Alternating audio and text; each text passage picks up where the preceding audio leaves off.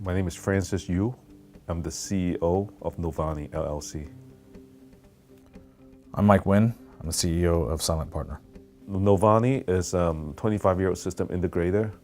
What we do is that we help small, mid-sized business in different industries, financial trading, real estate, state and local government, put together their system and host it, manage it, and making sure that we provide them with the uptime and the response time necessary.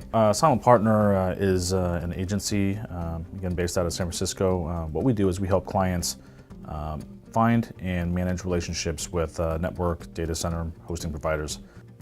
What differentiates Novani is, I would say, number one is response time, and also the depth of knowledge, because with our 25-year track record and history, we touch a variety of business. Because with our kind of old school background, we were able to serve the customer better than anybody else can, in the sense that they feel like they are not just handled by processes, but handled by a relationship, handled by a human. The way that Silent Partner differentiates is based upon our focus. We are interested in helping clients with internet-related services only. And what I mean by that is not corporate IT, so not necessarily services for your office, but services that support an application or any data that you're trying to store and serve on the internet. I think IT infrastructure has changed from a couple of different perspectives. One of it is the environment. First off, early on when I started Silent Partner in 2002, there weren't a lot of vendors, and especially there weren't a lot of vendors that you would know about. Even though there are people that are creating great businesses and services, the typical client wouldn't know who they were. As things have evolved and people were able to market and build businesses, and internet marketing became a larger thing, then there became too many vendors with too many messages. Now there are dozens and hundreds of different vendors, all doing different abstracted pieces of the IT stack. And if you don't know whom they all are, you're liable just to grab the wrong one. Why would you choose a cloud provider? It's not about cost necessarily. I mean, from a dollars and cents perspective, that's one dimension of cost. But what you're actually looking for is to leverage people that are doing this on a daily basis. Now, most enterprises, their business is not focused around hosting infrastructure. So I think that SLAs are really important.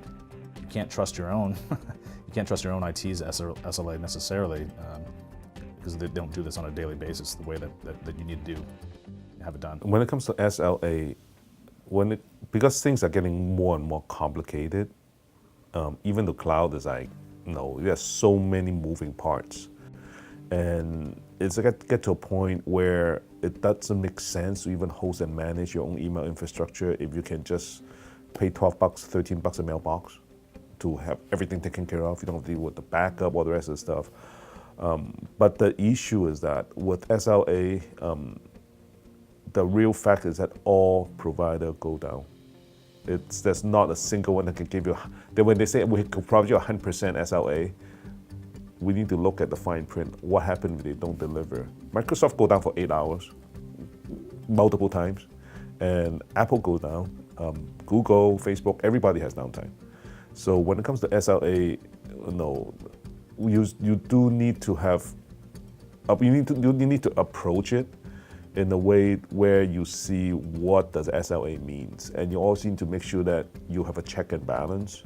It doesn't completely negate your internal people to monitor what the provider is doing, and vice versa. I would say there are many qualities we look for, but I will narrow it down to 3 most important ones.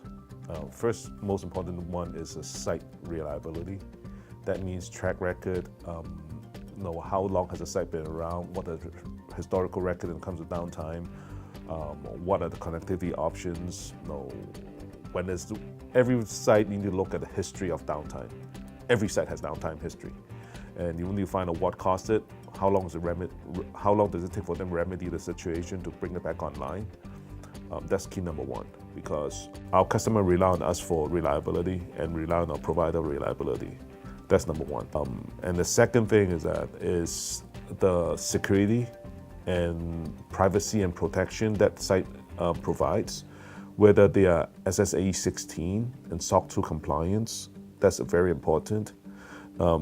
Now we deal with, first of all, as we said before, the infrastructure, the security, and the third thing is a provider that we choose has to be first service oriented. I don't want a bunch of salespeople just need to fill their quota and to sell me the space. I want a company that's going to be there to service it, financially stable, be able to provide service to us long term. Well, in terms of what we look for our vendors, and it's not just cloud and hosting, but across the board.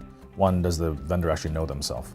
So do they know what they do? Do they know how to market their services, and will they stick to that? So the consistency and the understanding of that is important for us. Two is the value of their services and their company in general, and how does that fit into our ecosystem? So if a vendor does not know themselves, can't express their value, then it's actually not valuable to us. So we run into this a lot of times, that people have great assets, and we have to actually tell them what their value is to the space. And then transparency, being honest, understanding their own business processes. So if we're getting bad information from our vendors, then we can't actually work properly for our clients. UnitedLayer is not the largest company out there, but it does fill a specific niche that we have in our need set for our clients, right? Sometimes a local player who you can chat with all the way up to the CEO level is very important. Sometimes not important at all for clients, but from us, everybody I've met has proved to be trustworthy, which is hard to find within an organization. Everybody's been very transparent. They've given me the information that I've needed when I've asked for it. And we're looking at multiple ways for us to work together from a business development perspective. What convinced me that UnitedLayer can do the job is them as a provider, is how well they service their customer, and how flexible are they in terms of helping us accomplish our goals, fit our timeline, and the response time from them has been excellent. I think the primary aspect of working with UnitedLayer that makes them easy to deal with is their transparency, their ability to work with us the way that we want to be worked with. So instead of trying to bulldoze us or force their methodology upon us, they looked at how we like to do business and how a project would be more effectively run and fit into that. The advice I'd give other partners in terms of dealing with UnitedLayer is probably the same advice I'd give them with any vendor, is really understand what you're trying to do in this space. What are you trying to bring as a value to your clients? And then understand the value of the vendors. So for UnitedLayer, the value of a boutique provider who is going to make all of their resources available to the client, it's significant. The technical expertise they have is important. So it really comes down to the actual partner, the actual agent. If they don't understand these sorts of things, then it's going to be hard for them to deal with any vendor. But once they understand what they're trying to do out there, then UnitedLayer actually becomes very valuable. One thing that I feel very proud of with Silent Partner is we're building a business around solving problems for people and not just trying to sell them things. And I think that's, if I was on the other side of the table, I'd feel refreshed by that. So I think that's us having that focus, that desire to do that makes me feel good. And everybody that we work with has that same desire. So in a space that unfortunately has a bit of shade on it, the telecom space, that's one thing that makes me proud. Well, what makes us proud of what we do is that because as IT space, it keeps growing, and things change literally on a daily basis. So it really makes it really exciting to be able to look at all these technologies that is available to help our customer look at their business needs and match those two to resolve a problem for them, or enhance what they're doing, make them work a little bit differently, and be able to provide better value for their customers, by either lowering their ongoing costs, by providing fast response time, less downtime, solid infrastructure. It's a very exciting field to be in. What makes us proud is that it's the way we work with the customer in terms of handling the relationships, and also relationship with the vendors that we have, especially in the month itself, the way we run the company, we are not hierarchical as an organization. Silent Partner means to me today the same thing it's meant when I started the company back in 2002, that the success of our clients drive our success. So we're here to support our clients and our vendors and anybody really in our ecosystem. So our success is derived from that. And I've been around the whole Bay Area, and everybody know each other. So that's why trust is built by doing the right thing over a long period of time, not through a good marketing campaign, but through a long period of time with people that they work with. And when I go tell a customer or approaching any new customers, I told them, don't take my word for it. I can always promise you the sky. Talk to our customer. They will be our best reference.